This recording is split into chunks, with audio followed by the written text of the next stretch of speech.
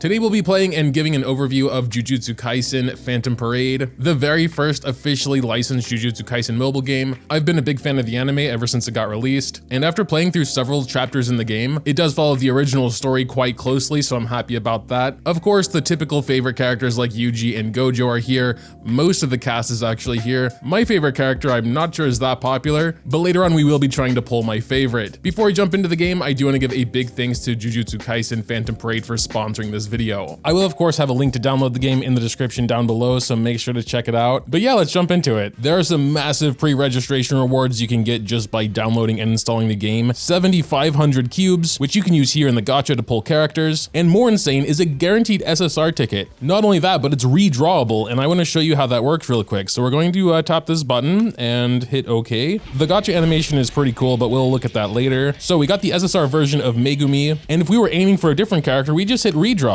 And boom, we can get a different SSR. And now there's Gojo there. We already have him, so it would just be a soul shard. So I'd prefer to redraw until we get a new character. Also have Toto already, although I do like him as a character as well. So I've been doing it for a while now. I think we're just going to stick with the soul shard for Gojo here. So you can infinitely redraw until you get your preferred SSR out of these 9. Looks like pretty much all the Gojo variants are ranked very high, which of course does make sense when you consider the anime. There's also special events happening on the official website, like the Black Flash Challenge for cubes, the early gacha event for SSR characters, recollection bits, and more cubes, and you can invite friends to play for even more cubes. The website will also be linked in the description if you want more information, but yeah, the early game rewards are going absolutely insane here. And that's not even including the 7-day missions where you get another guaranteed SSR character ticket. But yeah, let's go ahead and play the game a bit, and I will tell you how everything works. We're not going to get into the super nitty gritty, but basically we start with a team, 4 main units, and 1 backup in case someone dies. So it is a turn-based RPG, and all characters have a basic attack, a couple of special skills, and an ultimate once their ultimate gauge down there gets filled up. You can tap and hold on a skill to see what it does, and all skills essentially have an element, with most enemies being weak to one of them. So his basic attack, for example, has this blue element,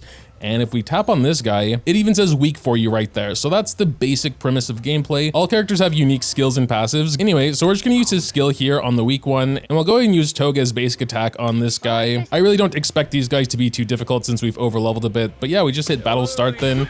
And we'll go ahead and start dealing the damage. And then of course the enemies have their turn and the whole thing restarts. In between story mode battles, we'll usually have some animated and voice acted scenes, which is always much appreciated. That's basically to say I really like the way they present the story. I don't really have anything to say about the story itself, because again, it does follow the original anime's storyline pretty closely, and I very much enjoyed it in that medium as well. I do want to talk about some various mechanics when it comes to like leveling and making your characters stronger. We have the basic level enhancement. You need Beacon of Training to raise the character level, or you can just play with them and they will get a bit of experience as they fight. It does what you would expect, increase their basic stats. Obviously Gojo can go above level 30, but we would need to grade up first by farming the required materials and unlocking all of these different nodes, and once you have them all unlocked, you can then grade up. Awakening is when you get a duplicate of the character. We did with our SSR selector, and essentially what it does is increase stats more, and in Gojo's A1 case, we also get a buff to his cooperative ultimate effect, which is basically when 2 characters use their ultimate on the same turn. So we'll go ahead and grab that. I mean, it is a pretty nice stat bump as well. And then finally, skill enhancement. This is what you would expect. When you get access to Jujutsu crystals, you can feed them into your favorite talents to increase the effects. Most characters have unique abilities. This version of Gojo is particularly interesting. He auto-applies 2 passives to himself. The first one is when battle starts, applies emergency to self for 7 turns. When those 7 turns are over, he just leaves as if he dies. Thankfully, a lot of content doesn't last that long, but it's very funny to see when I was challenging some stuff that was too hard for me. The other passive though, I think definitely makes up for it. He applies attack nullification to himself. For all intents and purposes, he is invincible for those 7 turns. I honestly haven't looked into that many characters, but if even half of them are as interesting as Gojo, I don't know, that's just really cool. I've never seen something like that before. We also have recollection bits. You can basically consider them equipable items. They give your character additional stats, as you can see here. You can also level them up to increase the amount of stats they give the character it's equipped on, and they all come with multiple unique skills. This one, for example, gives you a 70% damage dealt increase for a turn. It does have a cooldown of 6 turns, so you can't just spam it, but you can basically activate it before you do an attack to make that attack super powered. We would need to get a duplicate of this card to see the second skill. It requires limit break 1. But yeah, this is basically just the other main way to increase a character's power. One thing I just noticed that they absolutely didn't need to do is that when you already have max level characters, they cannot gain XP, but the XP they would have gotten is converted into beacons of training, the items you need to raise levels for other characters. So that's very nice. But anyway, we do have a special event running right now called A Homesick Horizon. Basically, we have several stages here, which I'm going to play through real quick. And since we are currently a little overpowered for these early stages, we're just going to hit X2 and auto here.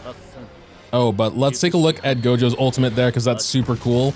Nice big AoE attack, so much damage as well. There is also, of course, story within the event here, but if you just want to get to farming the rewards, there is a skip button and then a summary pops up as well. Personally, most of the time I like going through the story, so I won't use it, but having the option is always nice. Once you complete the main normal stages, hard mode is unlocked. Then the real event starts. You basically just go as far as you can, and you can challenge the hard stages 3 times. In our case, unfortunately, we failed on stage 2 of hard mode, so we took a break to increase our character's strength. After getting our Gojo to level 50 and the rest of the team to 40, we went back and could beat the stage. But the next one had a recommended combat power over 2,000 what I had. We could beat it, but unfortunately not 3-star because Gojo just dipped out without explaining anything. If you do manage to 3-star the stages, you can insta-clear them to get the rewards without even fighting. So I decided to do that just for the first 2 stages here, and we'll come back when we're stronger. The main reward we get for completing these stages are these residuals of cursed energy. With those, we can challenge bosses. With our upgrade team, we were able to beat the boss in 1 battle and got some exorcism tokens. And as we farm those from the bosses, we can do a special event gacha. So we're gonna do a tin pull here, and you can see we got some various rewards important for general character growth. You don't really need to get lucky here to get the special reward, this SSR recollection bits, because everything here has a limit, so you will eventually get it just by farming enough. So yeah, I think this event is really nice. You can challenge the hard stages for the materials to fight bosses, which give you the, gacha entries for the event. I do like some of the little details I'm noticing, like with Toge, for example. When he does his ultimate scream attack sort of deal, he will inflict a small amount of self-damage to himself, which, yeah, if you saw the anime, makes sense. I really appreciate those sort of details and just being respectful to the source material. But yeah, let's head to gacha to try and get my favorite character, Nanami. I really have no idea if he's actually good in the context of the game, but he was always my favorite character from the anime, so I'm gonna try and get him here. And we can go and take a look at the summon animation as well.